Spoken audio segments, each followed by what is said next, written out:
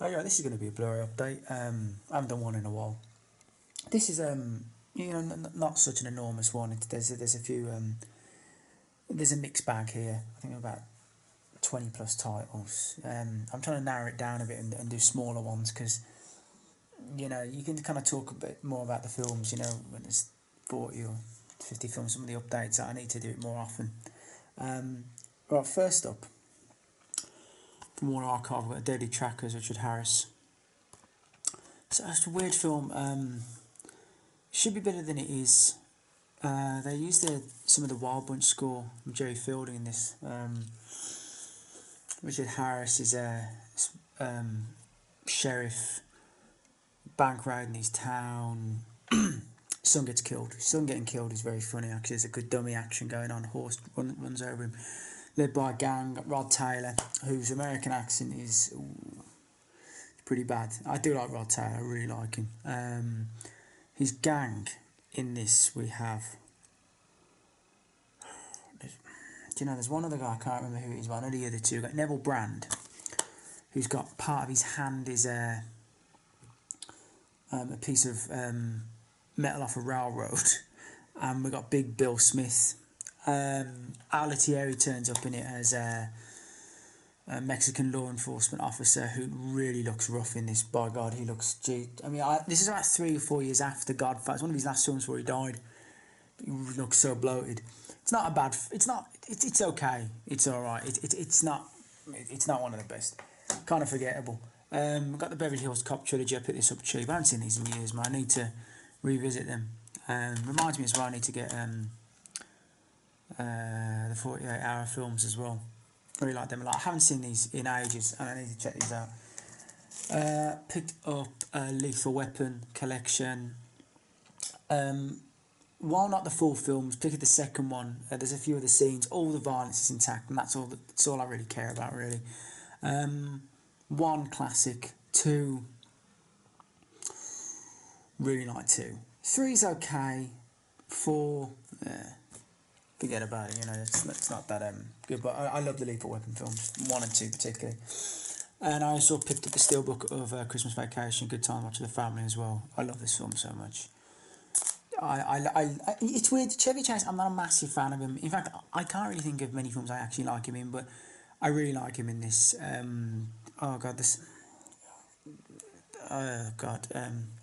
Randy Quaid in this kills me. I love this film. It's such a quintessentially just brilliant Christmas film. I absolutely love it. Really do. The squirrel scene in that kills me. I got a few Korean films. First up, Inside Men, crime film, The Lenticular. This, I don't know if you can really see that because the lighting's bad, but it's got a lovely lenticular cover on it. I hear good things about this. I need to watch this. This came a while back as well. I definitely need to watch it. I mean, it's not. I can't really talk much about the film, unless I haven't seen it, but I will. I'll watch it probably closer to Christmas. Picked up a new edition of Bittersweet Life. It's a brilliant film. So classy, so stylish. It's just brilliant. I absolutely love Bittersweet Life. If you've never seen it, I assume everybody has. Most people have. Please check it out. And I had to pick this up. All-time classic. It is Old Boy. This edition's absolutely beautiful. Other people have shown this. It's I think Touch of Film certainly did. Check out his channel. Likes his Korean stuff, likes his Asian stuff as well. He's a good guy. This is just an all-out classic. Love this film so much. Love the score, the acting. That godforsaken remake, just Spike Lee, man. Spike Lee's lost. I used to like some of his films back in the day, but my God, the guy's really got an attitude on him in recent years, and for him to think he could remake Old Boy, oh my God. Oh, right, got a few Eureka titles, got this for a £5. I like Kazan, Boomerang. It's got a great cast. We got Dana Andrews, Lee J. Cobb, Arthur Kennedy, Carl Malden. Real good things about it. So I need to pick up a few more Eureka. I'm really happy Entity is being released as well. Absolutely love that film. We've got a film by King Hu, Dragon In. I think King did a few Shaw Brothers films, or independent one from Taiwan. Yeah, I hear all good things. Like I like my sword play, and yeah, I'll definitely be watching this. Yeah, Dragon In. Yeah, hear good things about that. Absolute classic film. Now I had a previous release on Blu-ray, Anthony Man from Laramie. Absolutely brilliant. I love the James Stewart westerns. So underrated. I really just great film. Love the beginning of this is just so harsh, man. My God, I've got most of the James Stewart westerns. Mainly directed by Man as well. Beginning this is really hard with the Cattle Baron's son. Is it Alex Nichol slaughters James Stewart's mule train? Just such a great film, man. James Stewart, he's really good. This and Winchester, and there's so many others as well. Really the Man Stewart westerns are fantastic. Film I've never seen. George Romero. There's a few our titles now. We have Night Riders, like cover art on that. Here, just going to be daft fun. I like George Romero. I don't know if that's going to be like, probably won't be classic Romero, but yeah, I'll give it a watch. Got Chud. Cannibalistic Humanoid, Underground Dwellers. Oh, I love that cover art. I love Chud, man. It's been such a long time since I've seen it, and I hear the commentary with Daniel Stern and John Hurd. I hear it's real good on this. I'm not sure if that's a previous commentary track. I don't think it is, but yeah, Chud. Really like that. Absolute classic. Now this stuff. Love. Oh man. And I think. Oh god. Is it Wang Chung that does the soundtrack for this? Live and Die in LA. Absolute classic film. So stylish, so brilliant. Absolutely, just adore this film. Oh, it's so good. I really do. I think William Peterson, just a hell of an underrated actor.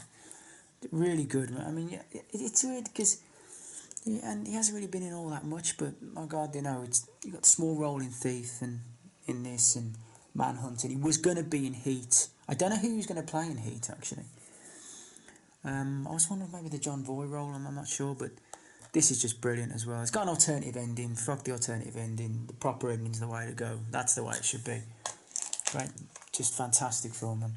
And I picked the steelbook up of Abel Ferreira, Driller Killer. It's such a shame, man, that look, this film isn't one of the. It isn't the best, but I would have loved it if they God, what was the? I can't remember. I had a 3-disc edition of this on DVD. I can't remember for the life of me who released it. I can't remember. But the commentary on that of Abel Ferreira is fucking hilarious. It's hilariously brilliant. It's such a shame they didn't bring it over on this release. It's really, really funny. Oh man, I'll tell you, but you know, I'll take it. And that cover art is just fantastic. Yeah, I had to get it. I just had to. It's you know, it's kind of tame, but you know, it's kind of fun anyway. Now.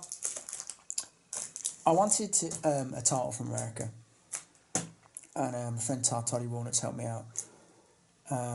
Picked it up for me, and he also sent me a DVD as well. You didn't have to do that, mate. Thanks so much. The DVD's the Steve Latshaw collection. We got Dark Universe, Biohazard 2, and Jacko. Now, I think this is limited as well. I think this is limited to some of the director. Limited to 1,000. Now, I've only ever seen Jacko, and again, it's weird with the commentary thing in regards to everything. I really hope it's the commentary I had on the. Did Retro Media release the DVD of Jacko? I can't remember, but the commentary on that is really funny. It's a really funny commentary, probably a far better commentary than the film. Nah, the film's alright. It's kind of just low budget kind of trash, but the commentary's really funny. But yeah, mate, thank you for that. I really appreciate that, and limited to 1,000 as well. But the other thing he sent, which I asked Todd for, was Scream edition of Carrie. Absolutely just love the cover on this. I like the other cover, but it's not for me. I prefer this, but just an outstanding film. It's so good. I just why make a remake, man? Just why? And just I don't know just god awful, man. There's something about this. The scene when she uses it. I know it's a cliche now because I suppose everyone's seen the scene, but when the actress plays the mother in this as well. So she's basically fantastic, but the actress plays the mother. She's great. Oh God, I can't. Oh God, who's the one who's got it in for Carrie in this? I can't think of a name, and I should know it. She plays such a bitch in this. I can't remember. William Katt's playing like the nice kind of guy. But the scene when she uses telekinesis in this is just so amazing. Oh, so many people getting just well deserved deaths. When she's going down the road and she turns around with that stare, it's fantastic. You forget how good a film it is. It's an absolute classic film. Love Carrie.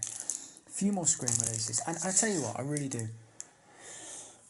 It's weird, with Don Coscarelli, like known for the Phantasm films, but Bubba Ho-Tep, it's weird, I forgot what a real kind of bittersweet kind of film it is. It's got its funny moments, it's poignant, it's great acting.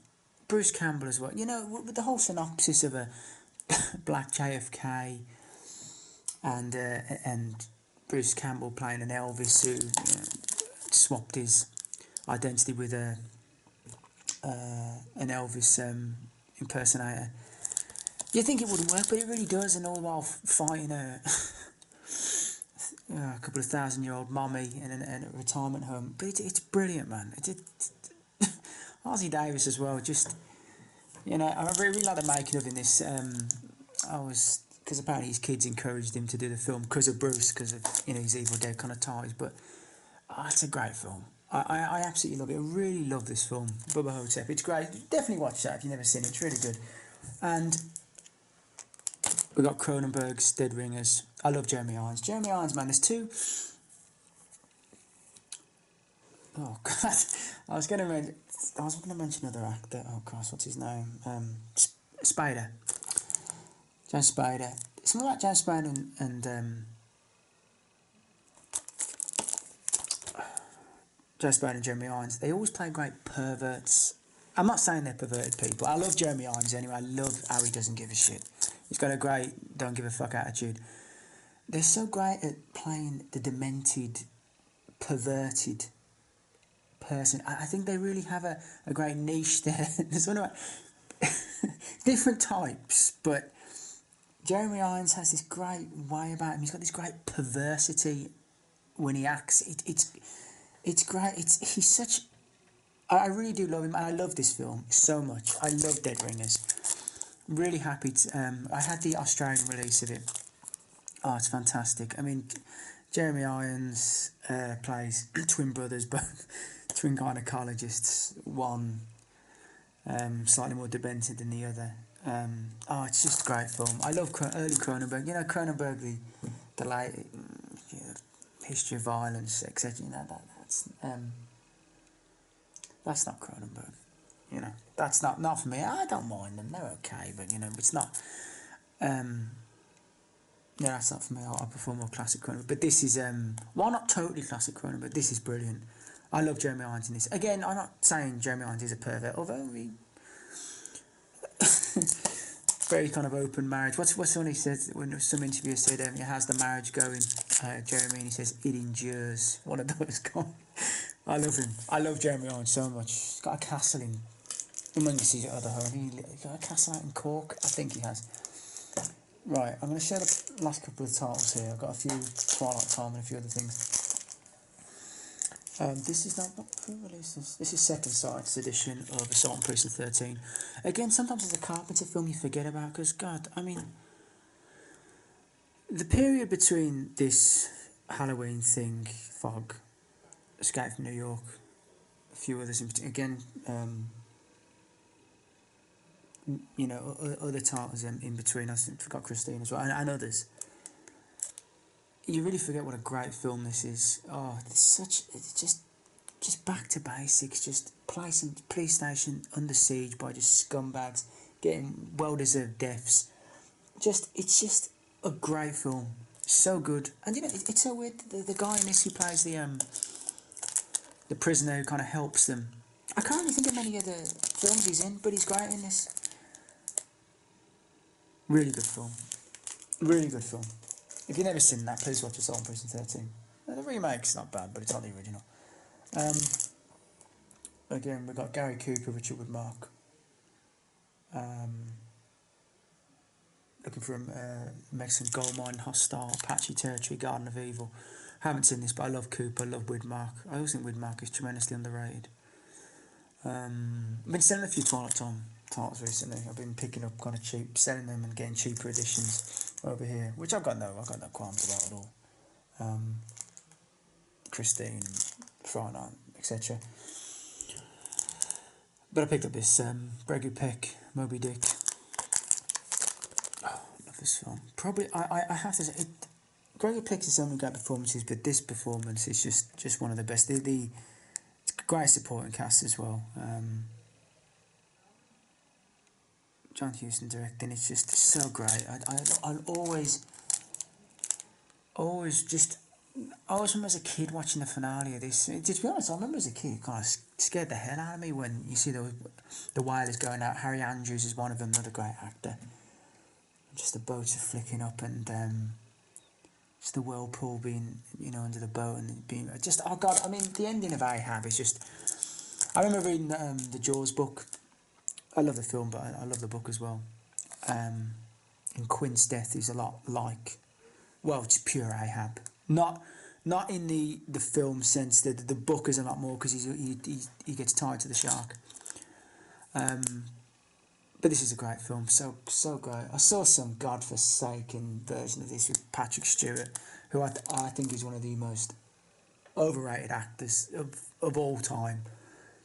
But Gregory Peck in this, you feel it when he's talking to the other captain. Now I can't remember when the captain gets brought over on a pulley, and he's talking about his son. His son's missing because I think they have an encounter with the white whale, and he's begging Ahab to help him find his son. He's saying, where did the white whale go? It's great acting, man.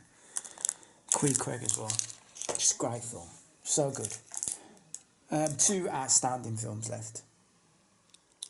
One of my favourite actors of all time. Harry never won he won a pity Oscar, which is just a disgrace considering the films he was nominated for. Anthony Harvey directed Lion in Winter. Peter O'Toole, Captain Hepburn.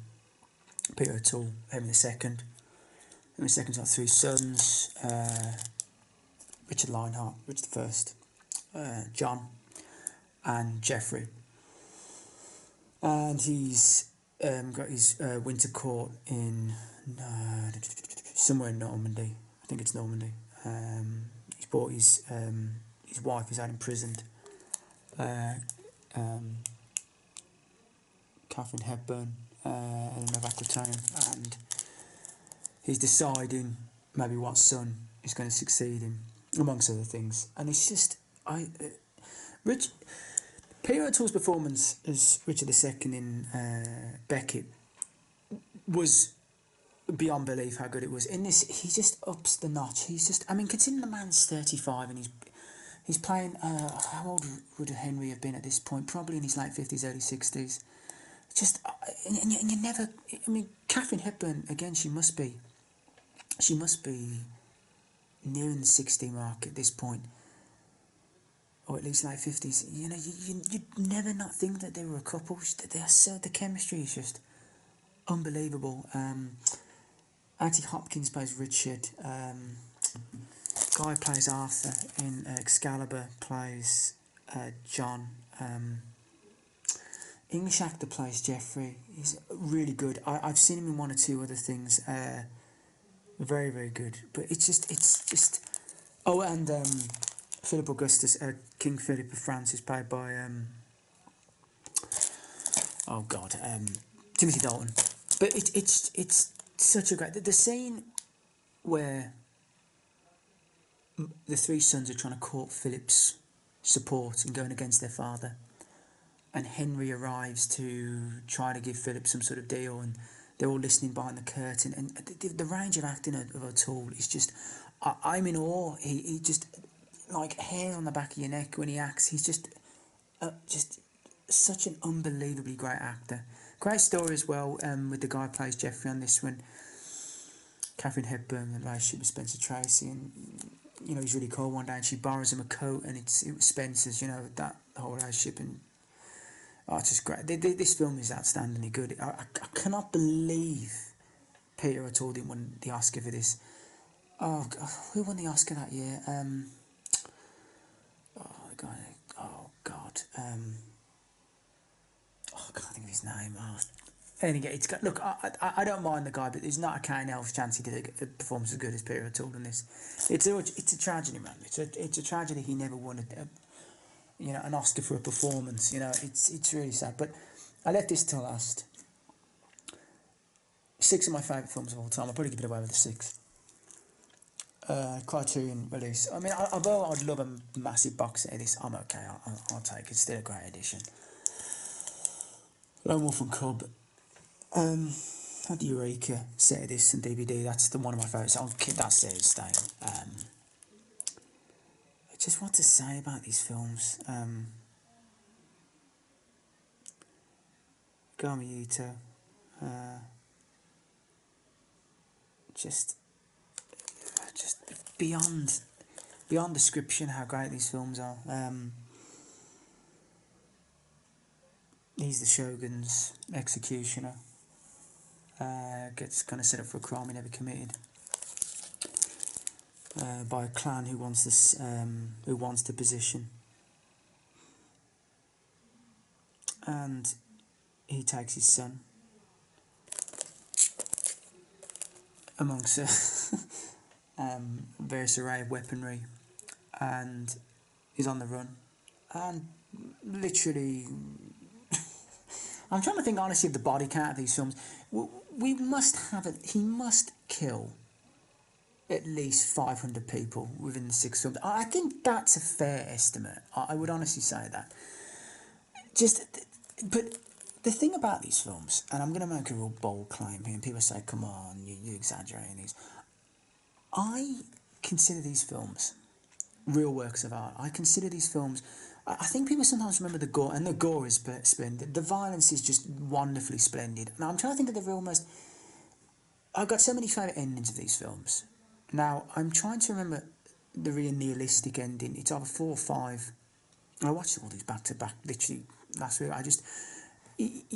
You're almost in awe of kind of watching them. I consider these are to me... These can go up against any other samurai film, and I mean the best. I really mean that. They can go up against anything. They are that good. They are that well done. People, you forget how well they're directed. Man, it's just